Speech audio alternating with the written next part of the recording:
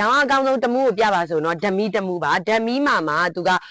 မှုပေါက်တွေရိုးရိုးတွေအများကြီးလာတယ်ပေါ့နော်ဒီဝါညိုလေးကတော့လူကြိုက်အများဆုံးပဲသူ့ရဲ့ကာလာပေါက်လေးကတအားလှတယ်နော်ဒီမှာမပြပေးမယ်ကဲဒီမှာပါရှင်ဘလို့တောင်လှလဲလို့ဖြန့်ပြီးသားတစ်ချက်ကြည့်အဲ့တော့ဒီတစ်ခါတော့1 set ရမယ်မမတို့ရေ1 set ကိုလေ28500တဲ့နဲ့ရမှာ9တဲ့10တဲ့စီပေါ့နော်10တဲ့စီ2,900ခွဲ1 set ဆိုတော့3 မီတာ3ခိုက်တမိုက်ကျော်လောက်ပါမယ်တော်တော်ကိုမှလှတဲ့အစင်လိုင်းလေးနဲ့သွားထားတယ်ဒီတစ်ခါတော့ခွေးမဟုတ်တော့ဘူးเนาะ1 set အဲ့ဒါကိုမှမတို့က9တဲ့10တယ်ပေါ့เนาะသူက